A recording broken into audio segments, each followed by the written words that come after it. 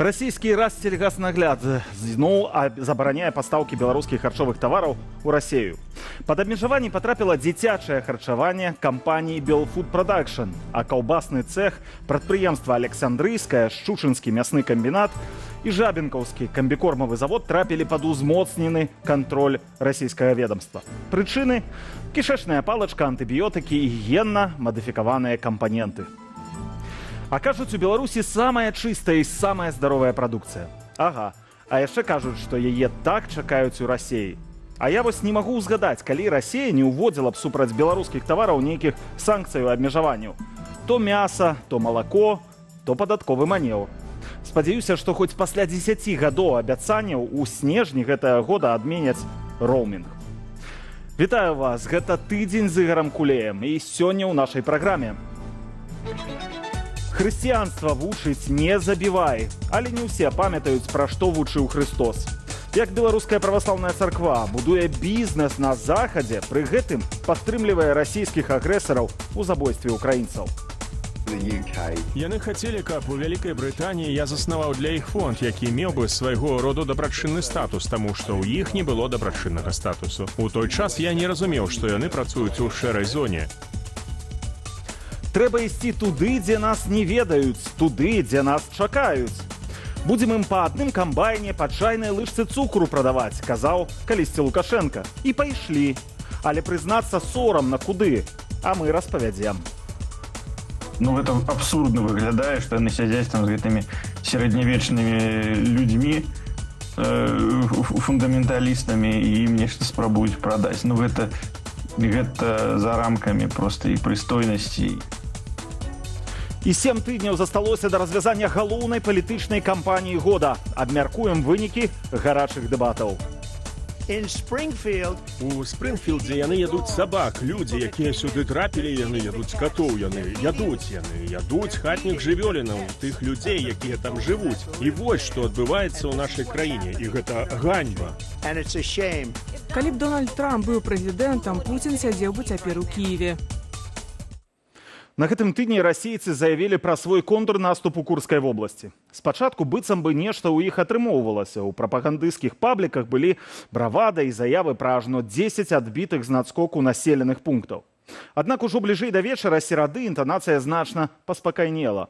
Украіна ж заяўляе, ўсё ідзе згодна плану Кіева, чакае на дазвол біць заходнімі ракетамі ў глыб Расеі і нават распачала яшчэ адзін наступ на новым участку Курскай вобласці. Уладзіслаў Корсак працягне.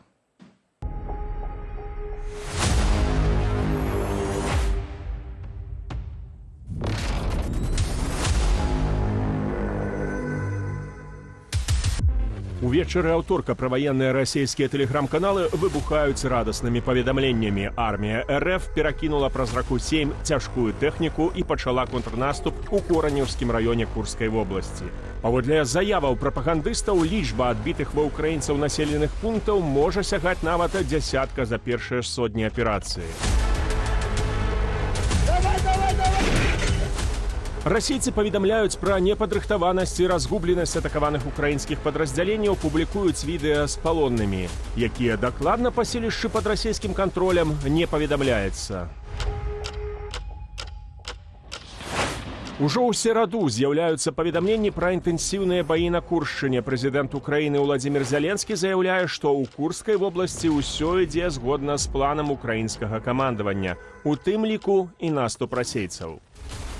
Задача наша в этой связи – уничтожить как можно больше вооружений и техники и живой силы противника и удерживать эту буферную зону, которая не позволяет использовать эти территории для нанесения, как это было раньше, ударов на Харківщину, на Сумщину. Зеленскі зазначае, што аперацыя Украіны на Куршчыне запаволіла наступ Расеі ў Данецкай вобласці. У тым ліку значна зменшыла перавагу РФ над украінскім бокам у артылерыйскіх боепрыпасах. Адначасова са спробай расійскага контрнаступу на Куршыне пад Кораневам ЗСУ пачынаюць атаку ў іншай частцы вобласці, у Глушкоўскім раёне. Паводле Амерыканскага інстытуту вывучэння вайны, украінцам удаецца там прасунуцца. Где-то противнику удается продвигаться, где-то мы используем свои возможности для нанесения, для проведения контратак. То есть очень такая динамичная форма ведения боевых действий, которая предполагает в том числе и активные наступательные действия на отдельных участках и проведение контратак. Адначасова з франтавымі падзеямі ідуць і дыпламатычныя баталіі. У сераду Кіеў наведваюць міністр замежных справаў Вялікай Брытаніі Дэвід Лэмі і дзяржсакратар ЗША Энтані Блінкен. Чакаецца, што украінцам дазволяць біць заходнімі ракетамі ў глыб Расіі. Публічна гэта, аднак, не гучыць. Між тым, выданне The Guardian са спасылкаю на свае крыніцы паведамляе, што дазвол, прынамсі, на выкарыстанне брытанскіх Storm Shadow ужо дадзены. У нашей зоне поражения апынуцца мінімум 184 вайсковыя аб'екты, камандныя пункты, склады боепрыпасаў, навучальны цэнтр розных сілавых структураў Расіі. Гэта і ўзброеныя сілы, і Расгвардыя, і памежнікі, ФСБ ды іншыя сілавікі. Таксама ў зоне поражения апынуцца да 20 расійскіх аэрадромаў, з якіх пастаянна ўзлятаюць Су-34, Су-35 і тэрарызуюць Украіну кабамі. Путін у адказ і зноў спрабуе запалохаць Захад. Это будет означать, что страны НАТО, США, европейские страны воюют с Россией. А если это так, то, имея в виду изменение самой сути этого конфликта, мы будем принимать соответствующие решения, исходя из тех угроз, которые нам будут создаваться. Захад жа вуснамі брытанскага прэм'ера Кіра Стармера адказвае, што Расія мае магчымасць неадкладна спыніць вайну ва ўкраіне, у той час як Кіеў абсалютна законна абараняе сябе. У сваю чаргу прадстаўнік Белага дома ў пытаннях нацыянальнай бяспекі Джон Кэрбі пасля сустрэчы з Кірам Стармерам у пятніцу заяўляе, што чуе расійскія папярэджанні пра чырвоныя лініі. Наша пазіцыя адносна вылучэння ўкраіне ракетаў далёкага радыусу дзеяння для удараў унутры Расіі не змянілася. Я б не чакаў сур'ёзных заяваў з гэтай нагоды па выніках сустрэчы, якая праходзіць сёння. Кэрбі пры гэтым адзначае, што ў такой рыторыцы расійскага лідара няма нічога новага. Напрыканцы тыдня Інстытут вывучэння вайны называе прасоўванне расейцаў у Курскай вобласці нязначным. Маўляў, поспехаў дасягнулі толькі ў раёнах, якія ЗСУ кантралявалі не цалкам. Прагноз – вялікія цяжкасці і страты пры далейшых спробах контратакаваць. Уладзіслаў Корсак, Белсат. У студыі да мяне далучыўся Дмітрый Шчыгельскі, палітычны прадстаўнік палка Каліноўскага. Добрый вечар. Вітаю. Ведаце, хацеў бы пачаць з вами размову з курскай аперацыі. Учора з'явіліся гэтыя кадры, як украінцы наступаюць на новым кавалку абсалютна Курскага фронту, то бок яны яшчэ адзін зрабілі наступ. Ёсць таксама інфармацыя з серады пра тое, што расейцы контрнаступ свой робяць. Як это ўвогуле аперацыя Курскай Украіны ўплывае на расклад сілаў на фронце і на мараль? Можа, нават мараль унутры палка Каліноўскага і беларускіх байцоў? Безумоўна, калі ёсць поспехі, гэта заўсёды добра ўплывае на мараль і байцоў, і ЗСУ, і палка Каліноўскага, і насельніцтва ў Украіне. А гэта поспех. Мне падаецца, што больш важна казаць не проста пра мараль, а пра тое, што, на маю думку, магчыма, я скажу так асцярожна, гэта можа быць зменай стратэгіі Украіны ў гэтай вайне. До сих пор мы бачили за выключением там белгородской операции, якая, тем не менш, не была засушной, это была операция такая адносна групы, так, нібыта групы назовем. Нібыта групы, но гэта не была паўнавартасная вайсковая аперацыя, калі адбывалася супрацьстаянне на том фронте, які дэ-факта вызначалі расейцы.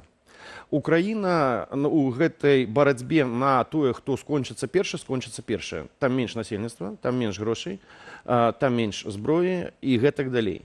І я спадзяюся, я чуў такія меркаванні ад вайсковых экспертаў украінскіх, што ў Украіне трэба пераходзіць да стратэгіі непрамых дзеянняў, асіметрычных дзеянняў.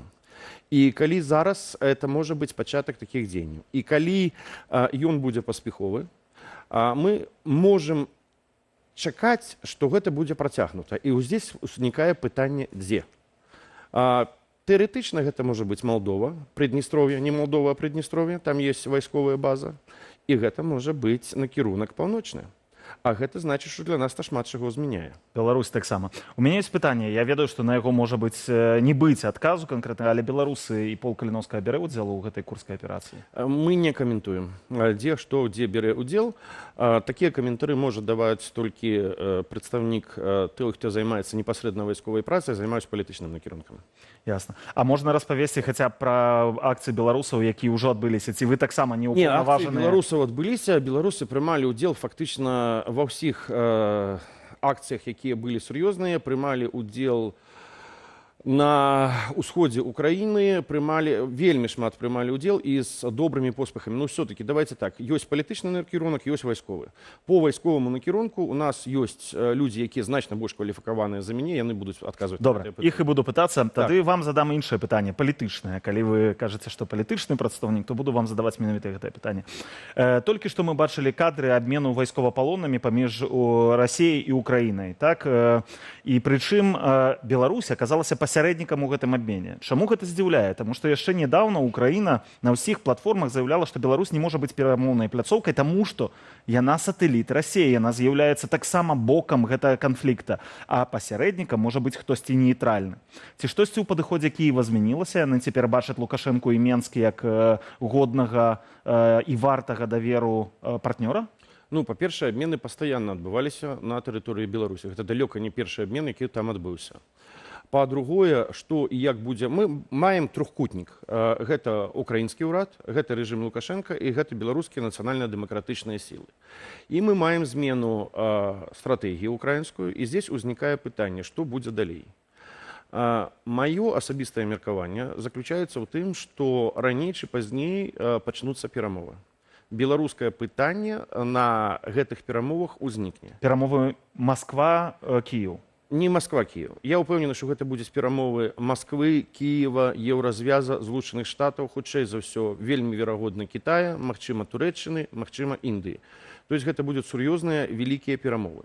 І непазбежна ўзнікне беларускае пытанне. І вось здесь і Кіеву, і Кітаю, і Злучаным Штатам прыйдзецца выбіраць паміж рэжымам і паміж апазіцыяй.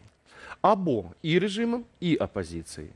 Хто будзе ў іх удзельнічаць і як будзе вырашацца гэтае пытанне? А навошта ім прымаць гэтае пытанне? Яны могуць размаўляць пра Беларусь без Беларусі. Такое адбывалася не раз у гісторыі. Так, несумненна. І вось для таго, каб гэтага не адбылося, перад беларускімі нацыянальна-дэмакратычнымі сіламі зараз стаіць выклік узмацніць сваю суб'ектнасць, у тым ліку міжнародную.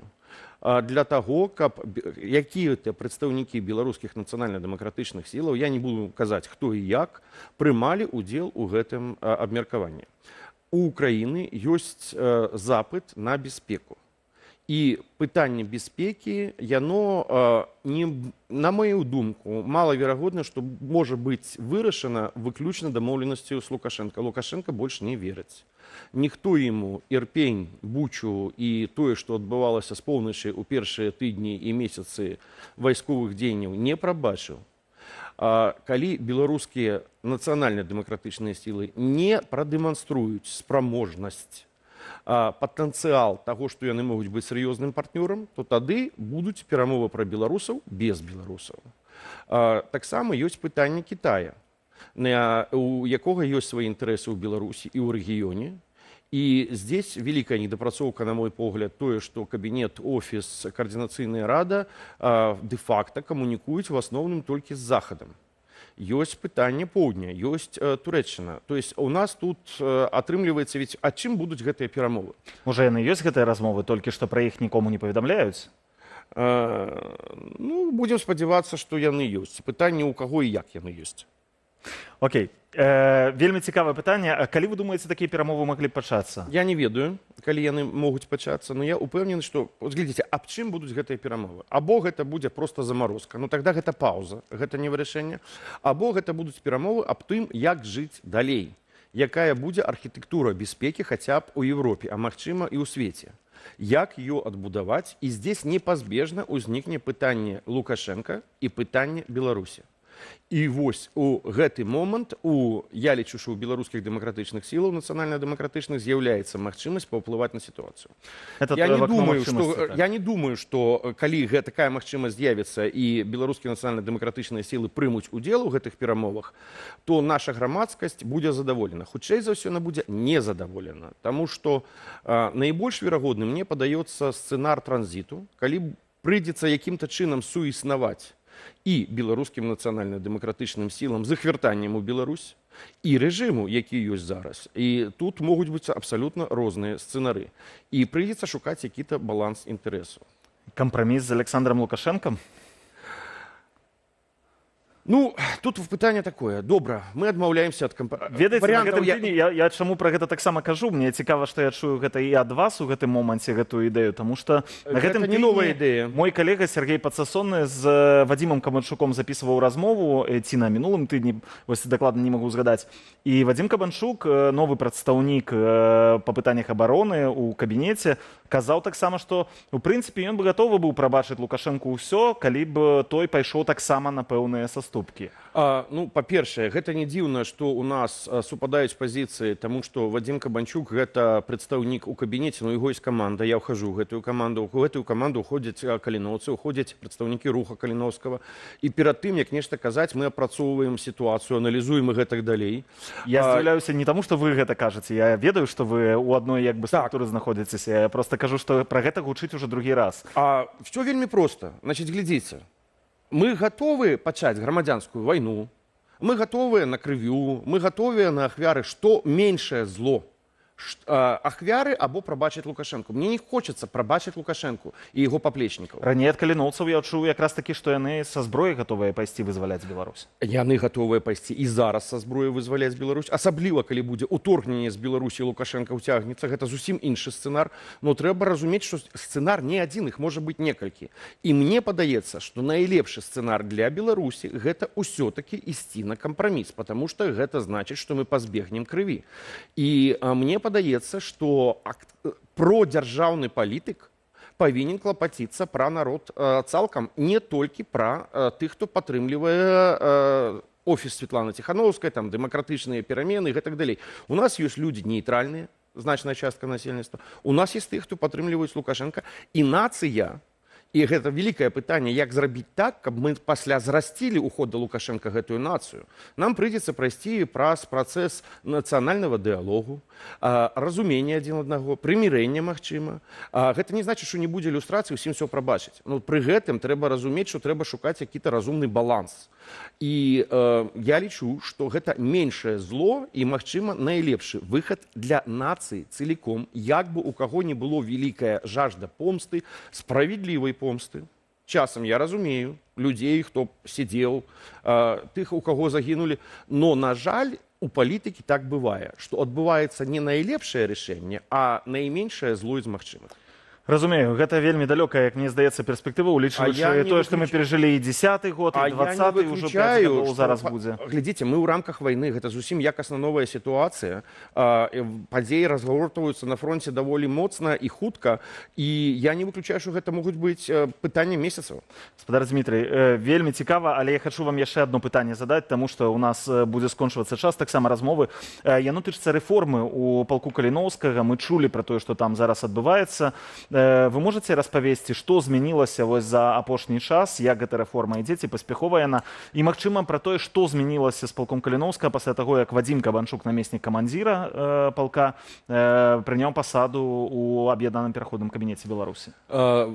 Першая рэформа ідзе паспяхова. Сутнасць рэформы, пра гэта можна казаць часамі, гадзінамі, ну давайте хутка. Хутка, вельмі. Сутнасць рэформы. Беларускія ваяры павінны мець палітычнае прадстаўніцтва, або беларускія ваяры гэта толькі пра тое, каб штурмаваць хаткі і браць пасадкі. Значыць, большасць байцоў лічыць, што беларускія ваяры павінны мець палітычнае прадстаўніцтва. Таму што калі ваеры, як мне сказаў камандзір штурмавой пехоты, калі мы не будзем мець, навошта мы сюда прыехалі, каб вярнуцца ў Беларусь. Каб вярнуцца ў Беларусь, нам неабходны не толькі мілітарны складнік, але і складнік палітычны. Калі ў нас не будзе палітычнага складніка, чым мы будзем адрознівацца ад наёмнікаў. Я зразумеў. І як атрымліваецца, у чым тады сутнасць? Вы пазбаўляецеся ад тых, хто супраць палітычнага Нет, прадстаўніцтва? ніхто ні ад каго не пазбаўляецца. Адбылося, як бы сказаць, разыходжанне крыху по хто чаго жадае. Абсалютная большасць лічыць, што трэба палітычнае прадстаўніцтва. І менавіта гэты працэс і стаў падмуркам, на якім Вадзім змог зайсці ў кабінет. Тады апошняе пытанне, паколькі час у нас скончваецца.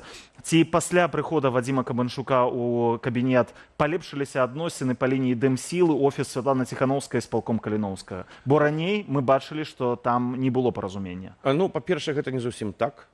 У полк прыязджаў і Франак. Так, але гэта вельмі халодны прыём быў. Гэта вельмі халодны быў душ для іх. Я бы сказаў, што прыём быў гарячы, можа, за першую гадзіну вельмі гарячы, але ў другую уже канструктыўны. Гэта нармальна, калі людзям спачатку выказваюць усе прэтэнзіі, пасля супакойваюцца. Разумею, дык палепшылася ці не? Палепшылася, і гэта патрабаванне аб'ектыўнае часаў. Усё пра тыя ж перамовы. Гэта ўзмацняе суб'ектнасць беларускіх нацыянальна-дэмакратычных сілаў.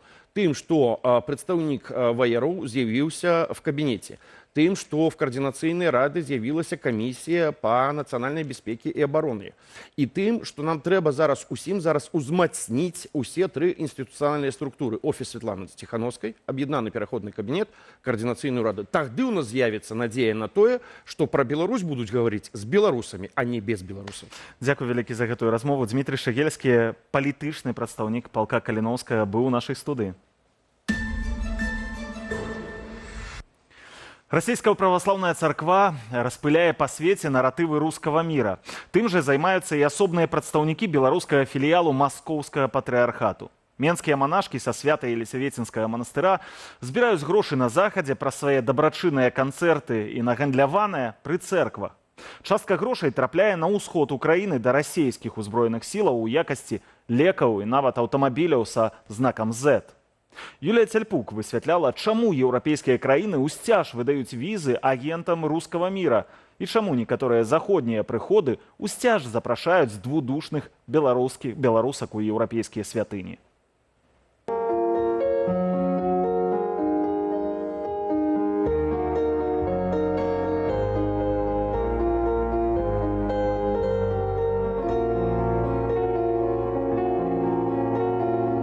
Менскі Свята-Елісаветінскі жаночы манастыр, візітоўка беларускай праваслаўнай царквы, дом для 130 манашак, прытулак для людзей, якія праходзяць рэабілітацыю, сацыялізацыю пасля зняволення, цяжка хварэюць ці змагаюцца з залежнасцю. Таксама гэта найбуйнейшая беларуская рэлігійная установа, што збірае ахвяраванні для расійскіх акупантаў і дапамагае іхным параненым вярнуцца ў баявыя шэрагі. Гэтага нават не прыхоўваюць на сайце і ў соцсетках манастыра.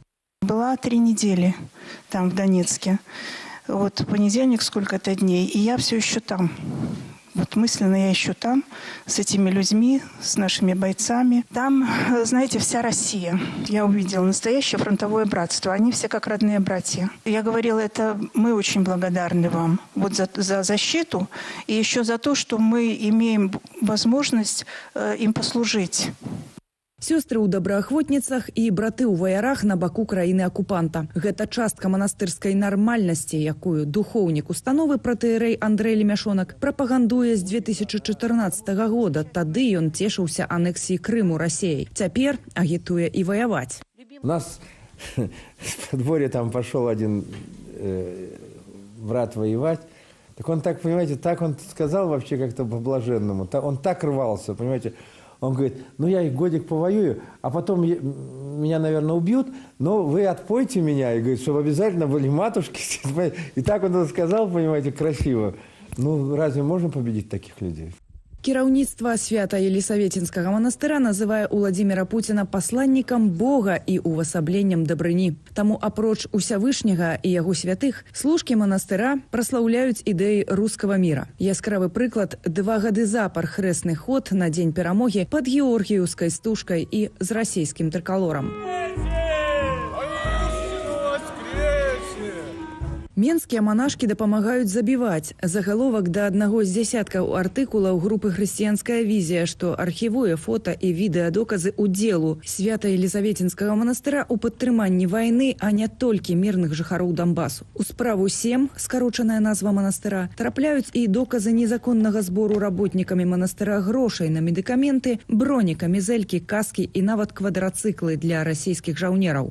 Мы ж гэта робім у тым ліку для нашых заходніх партнёраў, калегаў, братоў і сёстраў, царкоўных арганізацый. Запыт вельмі вялікі ёсць на тое, каб былі падставы адмаўляцца ад супрацы з манастыром, і для гэтага мы ім дапамагаем, таму што, ведаеце, версіі на замежных мовах, калі вы зайдзеце на старонкі манастыра на ангельскай, нямецкай, французскай мовах, вы там пабачыце зусім іншую карціну. Там ніякага Донбаса няма.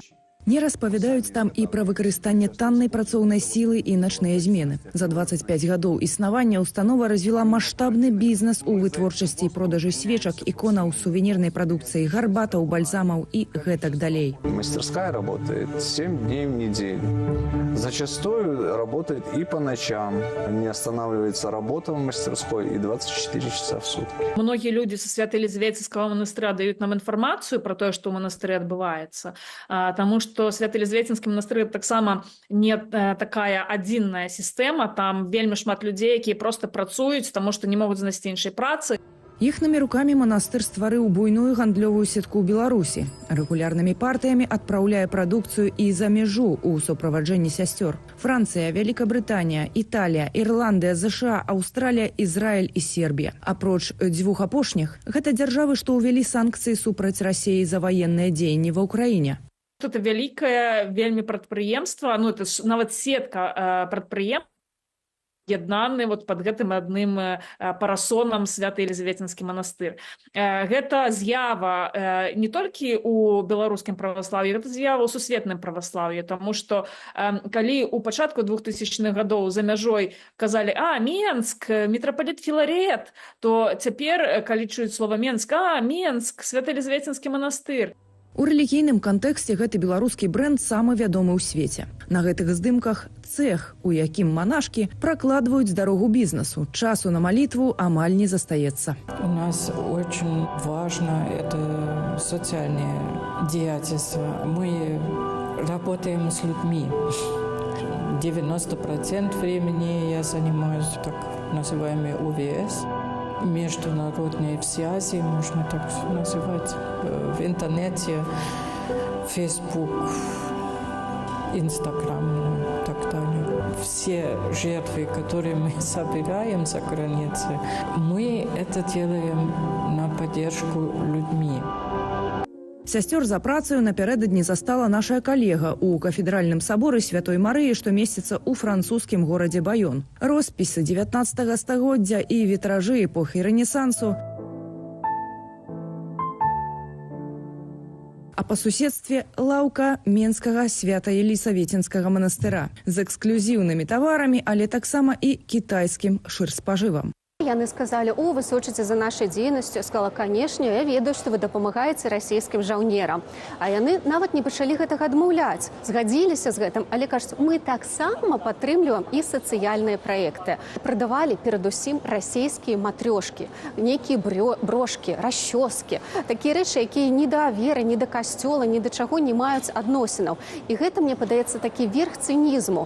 Проста у еўрапейцаў браць грошы, велізарныя сумы збіраць на тое, каб пасля адпраўляць расейцам, якія б забівалі украінцаў. Манастыр адмаўляе, што падтрымлівае вайну, а публікацыі фактаў пра сваю дзейнасць называе беспадстаўным гейтынгам. У тэлефоннай размове з манашкай Еўстафіяй чуем.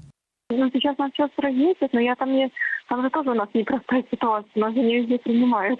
Из-за того, что вы помогаете раненым и военным на Донбассе? То есть, пытаюсь сестра рассказать, объяснить, что на самом деле не такая ситуация, как пишут, но не все не идут на контакт, поэтому где-то просто приходится уезжать в другое место. У Еўропе ўсё часцей забараняюць імпрэзы і гандаль менскіх бізнесовак у апостольниках. Мать Минадора, она сейчас как раз в монастырях, где-то на юге Франции. И, бывает, даже и в ночлеге отказывают, хотя Раньше мы всегда туда ездили. Напрыклад, у брытанскім Уінчэстары манашкам адмовілі ва ўдзеле ў калядным кірмашы. Распачынаў змаганне за гэта хрысціянін Стыў Лейсі, які на ранейшым этапе жыцця ў 2019 годзе наведваў манастыр, дапамагаў і ахвяраваў яму. Яны хацелі, каб у Вялікай Брытаніі я заснаваў для іх фонд, які меў бы свайго роду дабрачынны статус, таму што ў іх не было дабрачыннага статусу. У той час я не разумеў, што яны працуюць у шэрай зоне, бяруць наяўныя грошы ў людзей і вязуць іх у Беларусь. Ці гэта ўвогуле законна? Вочы Стыву прыадкрыў ковід. Кіраўніцтва манастыра не прызнавала масавага захворвання манашак і транслявала звязаныя з хваробай тэорыі змовы. Будет еще много, наверное, рассказов о том, как люди себя вели. Вядомая кампазітарка, манашка Іўліянія Дзянісава, якая выступала за бяспеку падчас пандэміі, пакінула манастыр.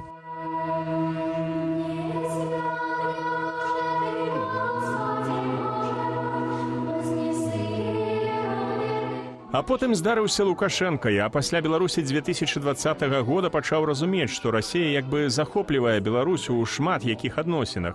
Калі пачалі бамбіць усходнюю Украіну і Марыуполь, кіраўніца дэпартаменту вонкавых сувязяў матушка Марыя казала: «Усё гэта з-за нацыстаў. Карнікаў няма. Марыупольскія гуманітары хочуць, каб Расія там прысутнічала».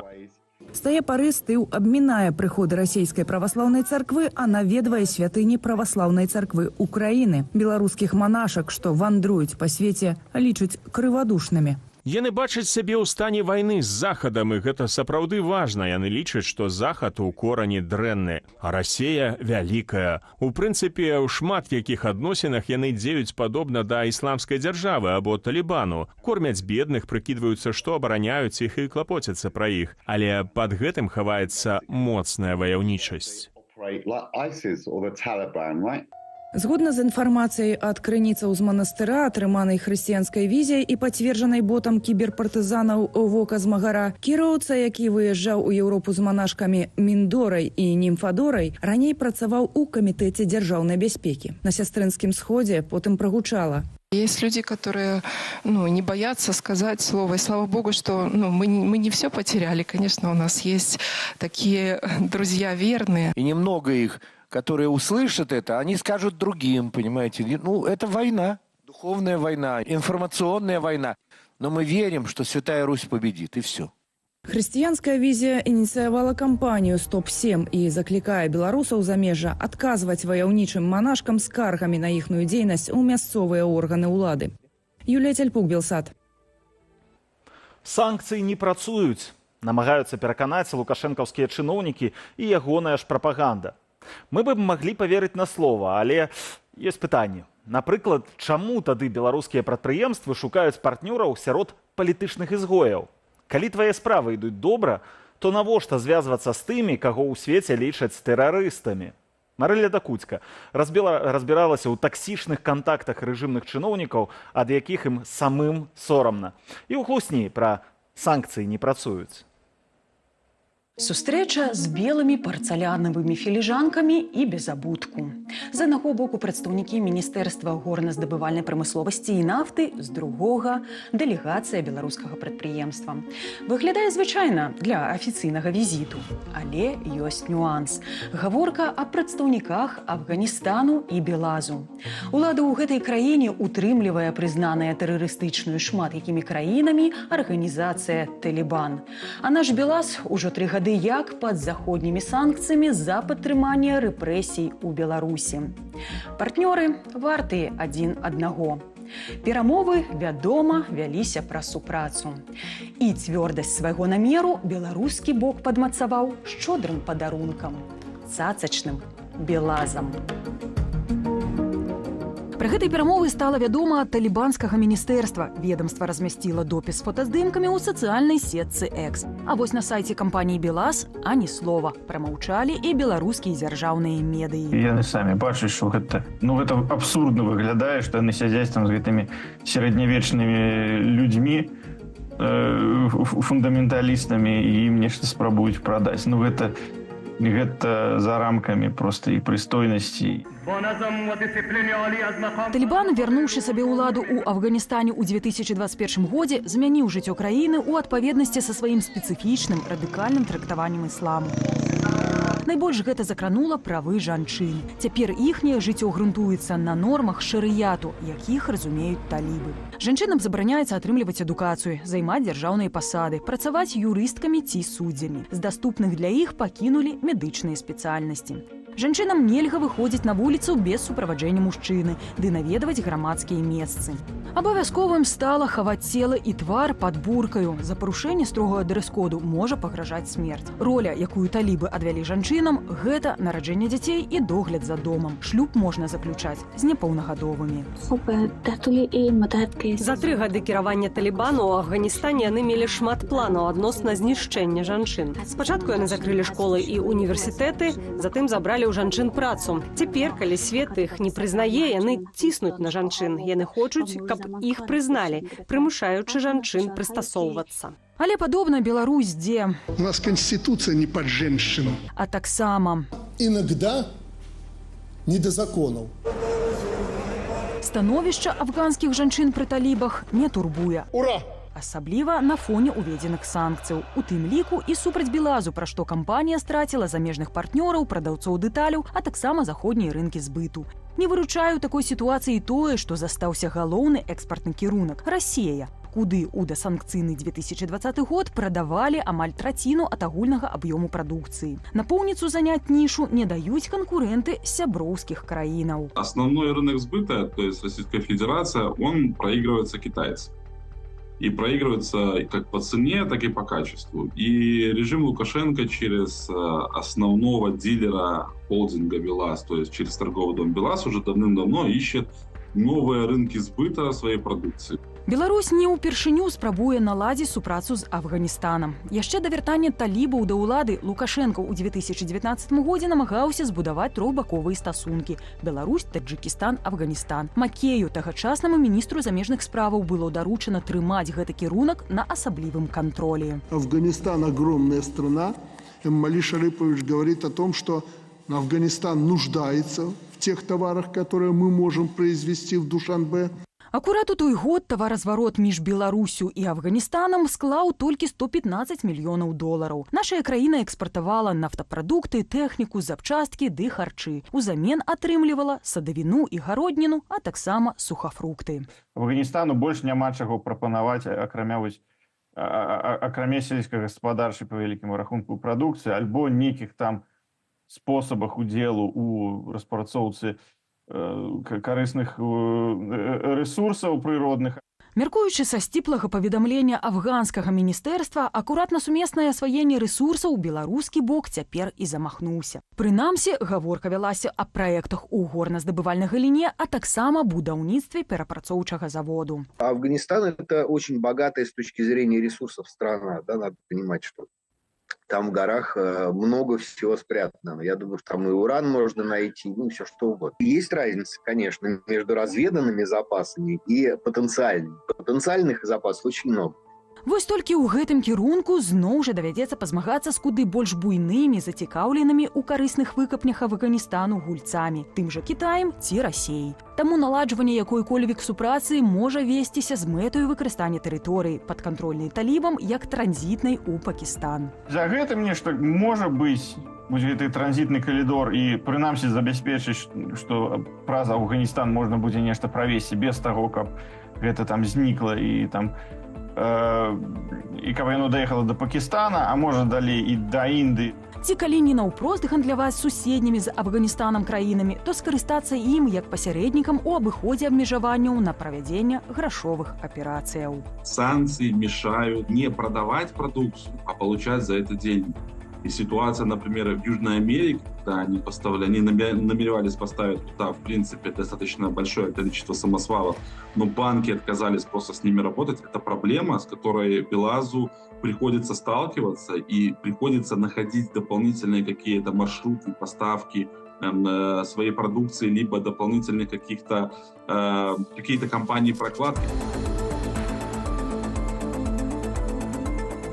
Надзейных партнёраў у талібах не знайшлі ні амерыканцы, ні саветы. Магчыма, выйдзе ў сённяшняй Беларусі. Урэшце, рэжым Лукашэнкі за апошнія гады значна наблізіўся да Афганістану ва ўзроўні тэрору і рэпрэсіяў. Хаця, як бачым, на Белазе яшчэ саромеюцца такіх сяброў. Адзіны плён гэтай сустрэчы для талібаў прыкладна такі цяжкавік. Марыля Дакуцька, Белсад. А я вось прачытаў днямі інфармацыю пра тое, што ў 2023 годзе больш за 281 тысяча беларусаў упершыню атрымалі віды на жыхарства ў еўразвязе. У гэтай інфармацыі галоўнае слова «упершыню». То бок гэта не агульная лічба ўсіх грамадзянаў Беларусі, якія жывуць у аб'яднанай Еўропе. Гэта не лічба выданых у 2023 годзе беларусам дакументаў відаў на жыхарства. Гэта лічба нашых суграмадзянаў, якія атрымалі або карту сталага пражывання, або візу з дазволам на перабыванне ў еўразвязе на 3 месяцы і болей у мінулым годзе.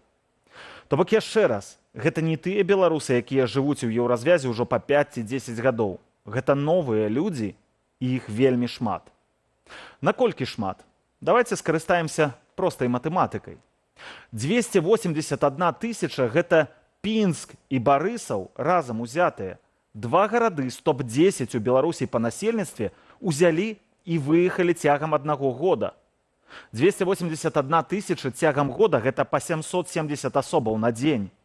770 асоб кожны дзень нейкай іншай краінай. Ведаеце, колькі грамадзянаў ахопленай вайной Украіны атрымалі за гэты ж год першасных відаў на жыхарства? 307 тысячаў. Усяго на 26 тысячаў болей, чым беларусы.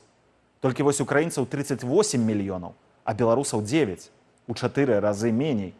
Парадокс, правда? Пуцінская і лукашэнкаўскія прапаганды распавядаюць нам пра натоўпы бежанцаў з Афрыкі і Блізкага ўсходу, што запоўнілі Еўропу. Але не, мае дарагія. Еўропу запаўняюць беларусы. І сірыйскія, і афганскія, і пакістанскія грамадзяне стаяць ніжэй за беларусаў у статыстыцы па колькасці дазволаў на сталае жыхарства. І гэтыя лічбы за сам 2023 год ужо несумнеўна падстава, каб казаць аб нацыянальнай катастрофе. Але давайце зірнем на лічбы ў 2022 годзе. Беларусы атрымалі тады 309 тысячаў першасных відаў на жыхарства. 2021 год – 149 тысячаў, 20 – 64 тысячы. Такім чынам, толькі з 20 па канец 23 года 800 тысячаў дазволаў. Дык гэта амаль 10% усяго насельніцтва нашай краіны. А мы яшчэ не палічылі Расею, Грузію, Злучаныя Штаты і Канаду, Турцыю, Эміраты і яшчэ 150 іншых краінаў свету, куды маглі паехаць жыць нашыя суайчыннікі. 800 тысячаў – гэта толькі еўразвяз. І толькі за 4 гады. А яшчэ няма статыстыкі за год 2024. Даб'ем да мільёна? Усё зразумела. Людзі едуць туды, дзе ім бяспечна, дзе яны бачаць для сябе будучыню і дзе банальна могуць жыць багацей. Едуць актыўныя, якія разумеюць, што справяцца ў чужой краіне, на чужой мове, у іншай культуры. Едуць гатовыя пачаць усё з нуля. Што, Беларусі не патрэбны такія людзі? Польшчы, Літве, Нямецчыне, Італіі, Чэхіі патрэбныя, а Беларусі не патрэбныя? У першую чаргу яны не патрэбныя рэжыму Лукашэнкі. А рэжым Лукашэнкі не патрэбны гэтым людзям. Калі б усе прыкормленыя чынушы хоць на хвіліну задумаліся пра будучыню нашай краіны, то зрабілі б хоць нешта, каб спыніць гэтую катастрофу. Але не. Я не бачу заклапочаных нарадаў з прапановамі спыніць рэпрэсіі, палепшыць эканамічныя свабоды, пазбавіцца ад ідэалогіі ў адукацыі, махровай прапаганды і нарэшце перастаць крычаць пра ядравы адказ захаду. На нарадах лукашэнкаўскай вертыкалі толькі лён-даўгунец, развіццё вайскова-прамысловага комплексу ды праблемы дрэваапрацоўкі. А пакуль пра трактары і рапс будуць клапаціцца болей, чым пра сотні тысячаў тых, хто з'язджае з краіны, гэтая плыня, на вялікі жаль, ніколі не спыніцца. Рэжым Лукашэнкі эксперыментуе з формамі рэпрэсіяў. Паводле крыніцы Белсату памежнікі могуць спакойна ўпусціць грамадзяніна Беларусі ў краіну, потым жа чалавек робіцца невыязным. Датычыць такая сітуацыя і тых, хто неаднаразова выязджаў і вяртаўся ў Беларусь ужо пасля 2020 года. Штомесяц становіцца вядома мінімум пра 10 такіх выпадкаў. Іншыя падзеі тыдня ў нашым скароце за 100 секундаў. У Беларусі запусцілі відэахостынг «Відабел». Прапагандысты называюць яго беларускім аналагам Ютубу. Насамрэч жа, сервіс на гэты момант проста збірае контент дзяржаўных СМІ. Магчымасці паставіць лайк ці дызлайк няма. Нельга дадаць на хостынг і ўласны контент. Міністр інфармацыі Марат Маркаў заявіў, што на дадзены момант улады не плануюць закрываць доступ да самога Ютубу. Латвія забараніла аўтамабілям з беларускімі нумарамі заставацца на сваёй тэрыторыі. Уласнікі транспартных сродкаў да 31 кастрычніка мусяць або перарэгістраваць іх на еўрапейскія нумары, або вывезці іх з Латвіі. У іншым выпадку аўтамабіль могуць канфіскаваць. Выключэнне зробленае для дыпламатычнага транспарту і для кіроўцаў з інваліднасцю, якія выязджаюць у краіну, каб наведаць сваякоў. У лістападзе машыны на беларускіх нумарах змогуць заехаць у Латвію толькі дзеля аднаразовага транзіту праз краіну. Флагшток памерам у 58 метраў і коштам больш за 5 мільёнаў рублёў збіраюцца ўсталяваць у парку герояў Воршы. Праект хочуць прымеркаваць да Дня народнага адзінства, які рэжым святкуе 17 верасня. У беларускіх ВНУ недабор, прынамсі на 870 студэнтаў. Паводле міністра адукацыі Андрэя Іванца, большасць не захацела ісці вучыцца на аграрнай да інжынернай спецыяльнасці. Самымі ж запатрабаванымі кірункамі ў гэтым годзе сталі міжнародная эканоміка, стаматалогія, праграмная інжынерыя, эканамічная інфарматыка і прыкладная інфарматыка. Беларускія паралімпійцы вярнуліся дадому. На летніх паралімпійскіх гульнях у Парыжы яны заваявалі 7 узнагародаў. Плывец Ігор Букі стаў 5-кратным чэмпіёнам паралімпіяды. Таксама ў плаванні залаты медаль здабыў Егор Шалканаў. Срэбны ж медаль у заплыве на 100 метраў батэрфляем заваяваў Дмітрый Салей. І пераносімся за акіян, бо дэбатаў паміж галоўнымі кандыдатамі больш не будзе. Прэтэндэнт на прэзідэнта ЗША ад рэспубліканскай партыі Дональд Трамп адмовіўся ад яшчэ адной публічнай дыскусіі з кандыдаткай ад дэмакратаў і дзейнаю віцэ-прэзідэнткаю Камалай Гэрыс. Палітык і мільярдэр упэўнены, на дэбатах 10 верасня ён перамог Гэрыс. Што праўда, калі паглядзець на апытанні, то выглядае, што перамогу Трампа пабачыў толькі ён сам. Kamala Harris, let's have a good debate. Thank you. Абсурдныя заявы пра мігрантаў. У Спрынгфілдзе яны ядуць сабак. Людзі, якія сюды трапілі, яны ядуць катоў. Яны ядуць хатніх жывёлінаў, тых людзей, якія там жывуць. І вось што адбываецца ў нашай краіне. І гэта ганьба.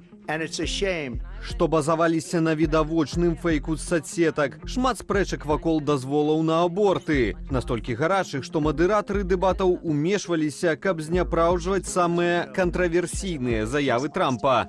У гэтай краіне няма штату, дзе было б законна забіваць дзіця пасля яго нараджэння. Яшчэ болей эканомікі. Давайте паговорым пра тое, што пакінуў нам Дональд Трамп. Дональд Трамп пакінуў нам найгоршае беспрацоўе з часу Вялікай дэпрэсіі. Дональд Трамп пакінуў нам найгоршую эпідэмію аховы здароўя за стагоддзя. Паслухаць любога з кандыдатаў, то праца апанента ў Белым доме абрынула амерыканскую эканоміку. І ўрэшце вайна ва ўкраіне. Калі б Дональд Трамп быў прэзідэнтам, Пуцін сядзеў бы цяпер у Кіеве. Гэта былі асноўныя тэмы паўтарагадзінных дэбатаў 10 верасня. Двубой у жывым эфіры тэлеканалу ABC News сабраў каля 67 мільёнаў гледачоў. Паводле апытання ад тэлеканалу CNN, публіка якога традыцыйна больш сімпатызуе дэмакратам, больш за 60% рэспандэнтаў лічаць, што Камала Гэрыс выступіла больш пераканаўча. Паразою выступ Трампа называюць аналітыкі пра рэспубліканскіх Wall Street Journal і Fox News, а таксама крыніцы агенцтва Reuters каманды кандыдата. Сам Трамп нязгодны і спасылаецца на онлайн-галасаванне на адным з падраздзяленняў тэлеканалу Fox. Ну, ведаеце, калі вы не перамагаеце, гэта як баец. Калі баец вядзе дрэнны бой, атрымлівае накаут або прайграе бой, першае, што ён кажа, што мы хочам рэваншу. Мы выйгралі дэбаты ў адпаведнасці з кожным апытаннем. І чаму мусім ісці на матч-рэванш? Пасля адмовы Трампа ад паўторных дэбатаў з Гэрыс, найбліжэйшым асабістым сутыкненнем камандаў дэмакратаў і рэспубліканцаў стануць дэбаты кандыдатаў на віцэ-прэзідэнта Тымаці Уолтса і Джі Ды Уэнса 1 кастрычніка. Прэзідэнцкія выбары ў ЗША пройдуць 5 лістапада. Згодна з апошнім сацыялагічным апытаннем Нью-Йорк Таймс, апублікаваным сёння, розніца ў рэйтынгу паміж кандыдатамі складае ўжо больш за 2% на карысць Гэрыс. Александр Баразенко, Белсад. І застанемся ў гэтай тэме. Да эфіру далучаецца Александра Філіпенка, амерыканістка і палітолог. Добрый вечер. Добрый вечер, здравствуйте. Мы вот с вами ровно 2 недели назад в этой студии разговаривали и говорили о том, как эти дебаты будут выглядеть. Я бы хотел, чтобы вы с нашими зрителями сейчас поделились вашими впечатлениями. Я думаю, что многие из них помнят то, что вы тогда говорили.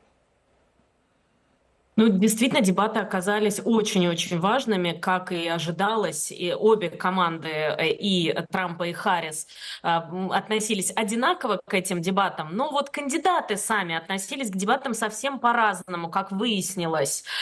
Было известно, что Камала Харрис готовится очень серьезно. Был выстроен специальный подиум, был выстроена вот буквально копия студии ABC вместе даже со световым оборудованием. И специальный человек, который изображал Дональда Трампа, постоянно с ней был якобы на этих вот репетициях этих дебатов, и все это было не зря. Дональд Трамп, который, как известно было, провел всего лишь несколько сессий со своими советниками, он выглядел на этих дебатах, ну, потерянным его назвать сложно, но, по крайней мере, он не мог выразить мысль так, как этого ожидали его республиканские сторонники. Ему приходилось постоянно противостоять такому сильному напору Камалы Харрис. Совершенно не зря прошла та подготовка серьезная Камалы Харрис. Она действительно показала себя абсолютно другим кандидатом, нежели в 2019 году, когда проходили последние ее дебаты с участием демократов внутри Демократической партии, на праймерис Демократической партии. Камала Харрис атаковала Дональда Трампа. Она сбила его с толку в самом начале. Очень важно, что вы показали вот этот отрывок, когда она жмет руку Дональду Трампу. Этого никто не ожидал. Не происходило этого на последних дебатах с Дональдом Трампом, и это не происходило в 2020 году на дебатах Трампа и Джо Байдена. Вот она пожала руку, она специально представилась. Это была их первая встреча. И вот ровно с этого момента она начала атаковать. И она атаковала на протяжении всех 90 минут. Она была очень активной. Она выглядела, ну, как такой суперпрофессиональный политик, который прекрасно знает, как проводить дебаты. Однако есть один серьезный минус, на который нельзя не обратить внимания. Этот минус заключается в том, что ей не удалось сказать достаточно много о своем плане, о конкретном плане, который у нее есть. Поскольку американцы в действительности, накануне был опрос Нью-Йорк Таймс Сиенна Пол, накануне американцы выделили, 30% американцев сказали о том, что они хотят больше узнать о Камале Харрис. Им недостаточно информации о том, что она предлагает на посту президента. И Дональду Трампу удалось уколоть ее достаточно больно в самые последние 2 минуты, когда оба кандидата говорили свои завершающие речи. Он сказал о том, что Камала Харрис 3,5 года уже находится в Белом доме. И почему же она не сделала все те замечательные вещи, о которых она 90 минут нам рассказывала. Поэтому, с одной стороны, да, эти дебаты действительно были очень важные. И судя по тому, что команда Трампа не хочет проведения еще одних дебатов, они, значит, понимают, что он проиграл, потому что если бы они знали, что он выиграл, они бы вряд ли настаивали на том, что больше не нужны дебаты, они бы, наоборот, настаивали на том, чтобы провести еще одни дебаты. Но сейчас Дональд Трамп не хочет их проведения, однако все равно нужно подчеркнуть, что это не идеальные дебаты, потому что все-таки Камале Харрис не удалось, у нее не было времени, и она в большей степени говорила про общие вещи. Вот американцы, по крайней мере, 30% американцев, согласно опросу Нью-Йорк Таймс Сиенна Пол, хотели услышать больше конкретики. Александра, а скажите, пожалуйста, переложится ли результаты этих дебатов на результат самих выборов? Ну, то есть, есть ли прямая взаимосвязь между дебатами и конкретно голосами? Сейчас есть прямая взаимосвязь, но все-таки до выборов еще остается чуть больше 50 дней, еще очень много всего может произойти. На данный момент вот сводные опросы говорят о том, что рейтинг Камалы Харрис 48%, рейтинг Трампа 45%. Это, конечно, очень хороший показатель. Если говорить про начало августа, то примерно равные у них были показатели. Вот буквально прошло даже середина августа, и то вот там было было 46-45, а сейчас вот мы видим 48-45. И это результат дебатов, это результат очень успешных дебатов. Но помимо того, что мы видим в опросах, опросы даже, ну, это важно знать, но это не так, не принципиально важно. Важны сборы, финансовые сборы, рекордные сборы у команды Харрис, рекордные сборы именно после дебатов. А что значит сборы? Имеется в виду финансы, это значит правильно? возможность... В Америке собирают Это именно денежные средства, пожертвования. Именно так, абсолютно верно. Финансовые сборы, они позволяют больше рекламы покупать, больше рекламного пространства покупать. И сейчас в 3 колеблющихся штатах, где проживает критическое количество иммигрантов из Польши, что очень важно, а не случайно Камала Харрис про них говорила во время дебатов, вот в 3 штатах, которые особенно важны, колеблющиеся штаты, которые особенно важны, там Камала Харрис запустила рекламную кампанию, где она открыто поддерживает Украину и говорит о том, что только она может предотвратить нападение Владимира Путина на Польшу, например. 800 тысяч американцев польского происхождения живут в Пенсильвании, конкретно в Пенсильвании, где проходили дебаты. Это больше 5% населения штата. А в 2020 году, просто вспомним, для того, чтобы победить в штате Пенсильвания, нужно было набрать больше на 80 тысяч голосов. То есть всего лишь 80 тысяч голосов, а там проживает 800 тысяч граждан польского происхождения. То же самое Мичиган и Висконсин. Поэтому деньги, которые Камала Харрис собирает, вот это и дает возможность изменить ситуацию. Я хочу вам еще последний вопрос задать. Вы знаете, полгода где-то назад, когда мы только начинали разговаривать про эту кампанию, мы говорили, что есть темные лошадки, которые могут выйти, что-то сказать, и это может сильно изменить расклад сил. И тут вот вышла Тейлор Свифт, суперзвезда американской культуры. Она певица американская. Говорят, что она настолько популярна политически, что если бы она себя объявила кандидатом, она завтра же выиграла от любой партии. И вот она вышла. Кого она поддержала и почему она поддержала? Она поддержала Камалу Харрис, она поддерживает Демократическую партию. На прошлых выборах она так в открытую не поддерживала. Она писала о том, что нужно зарегистрироваться, и публиковала такую фотографию с печеньями, с изображением Демократической партии и Байдена. Но сейчас она опубликовала большой пост, в котором она призывает изучать позиции кандидатов и принимать свое решение. А главное — регистрироваться на выборы.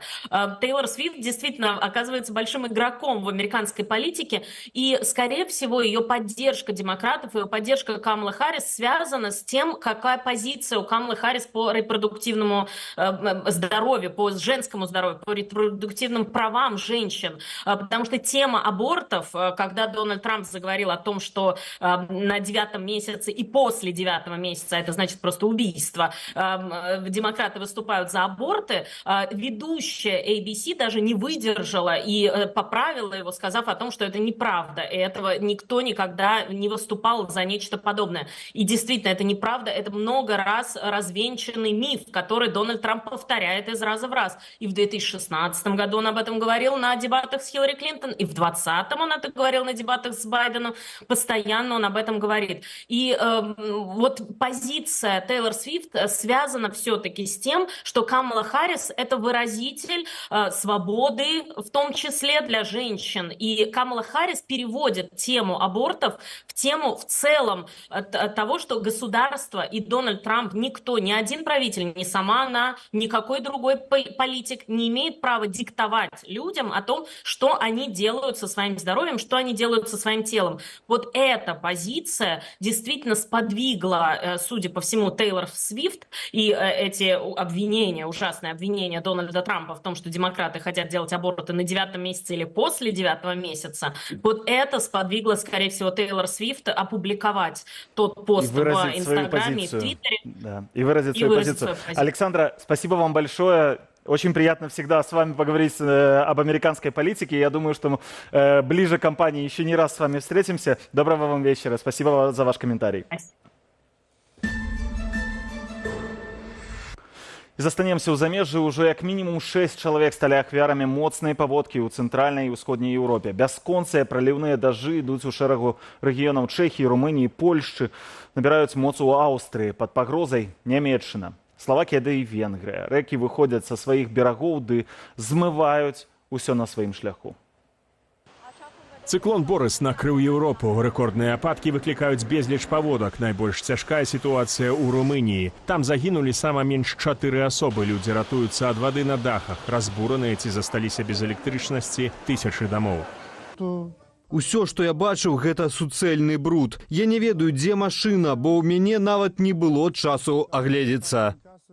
Адзін чалавек загінуў у выніку разгулу стыхіі ў Польшы. На паўднёвым захадзе краіны ратаўнікі і простыя жыхары насыпаюць пясок у мяхі і выкладаюць іх уздоўж рэкаў, спрабуюць спыніць паводку. З некаторых паселішчаў эвакуююць насельніцтва. Паводле сіноптыкаў, гэтым разам ападкаў нават больш, чым падчас вялікай паводкі, што лютавала ў Польшы ў 1997 годзе.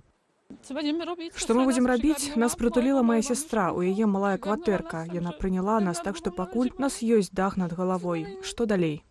У Чэхіі, прынамсі, 4 чалавек прапалі без вестак. Пад пагрозаю адразу некалькі рэгіёнаў, найперш Маравія і Сілезія.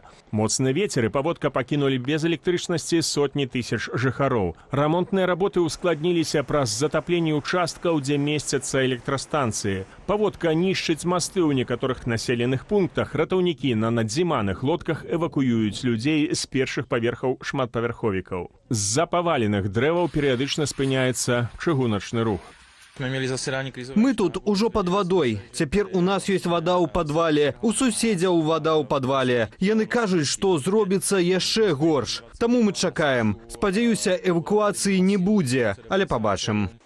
У Аўстрыі пасля праліўных дажджоў пачаліся снегапады і сход лавінаў. У Тыролі лавіна накрыла групу з 30 турыстаў, адзін з іх знік без вестак. З-за паводкі часткова закрытае метро ў Вене. Зонай бедства абвешчаная федэральная зямля Ніжняя Аўстрыя. Падчас ліквідацыі наступстваў паводкі там загінуў пажарны.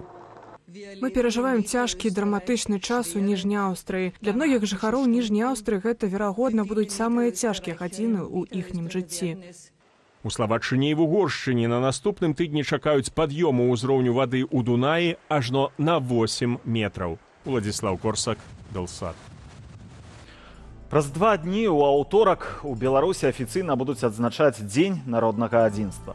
Свята гэта новае, яго зацвердзілі на дзяржаўным узроўні толькі 3 гады таму не ўсе могуць памятаць, а што ж гэта за дата такая ў гісторыі Беларусі, 17 верасня. Дзеля гэтага трэба ўзгадаць крыху гісторыі, якую ў савецкія часы старанна хавалі, ды ў сучаснай Беларусі не часта ўзгадваюць. 1 верасня 1939 года Гітлер напаў на Польшчу.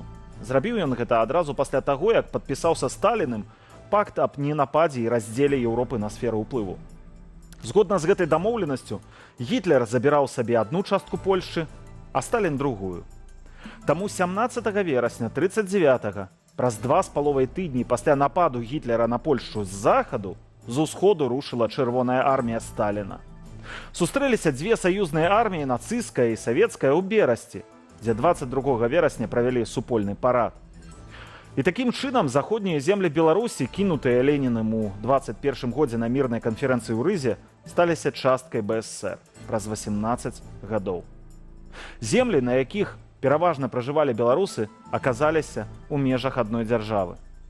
Варта было б яшчэ распавесці, з чым у заходнюю Беларусь прыйшлі саветы, колькі з тых беларусаў, якіх яны прыйшлі ратаваць, у выніку расстралялі і вывезлі ў сібірскую тайгу, але на ўсё гэта не хопіць часу зараз.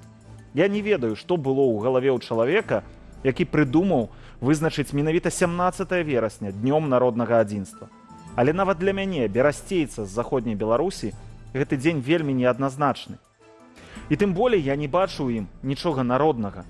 Дзень, які адзначыўся хаўрусам з гітлераўскімі нацыстамі, дзень, які асацыюецца з развязаннем Другой сусветнай вайны, у якой загінуў кожны 3-й беларус. Дзень, пасля якога заходнюю палову Беларусі паглынулі чысткі, расстрэлы і дэпартацыі. Я разумею, што для ідэолагаў рэжыму, якія прыдумалі яго адзначаць, гэты дзень свой, сталінскі. Лукашызм і сталінізм, яны недалёка адзін ад аднога. Але наколькі гэта ўсё блізкае большасці беларусаў? Спадзяюся, што не вельмі. І на гэтым развітваюся з вамі, зычу вам добрага вечара, удалага новага тыдня. З вамі быў Ігар Кулей. Да сустрэчы ў эфірах на Белсаце.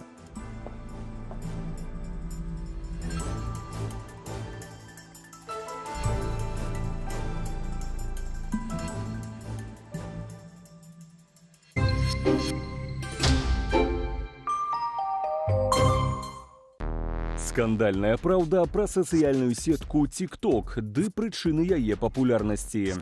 Школа была адным з тых месцаў, дзе ў мяне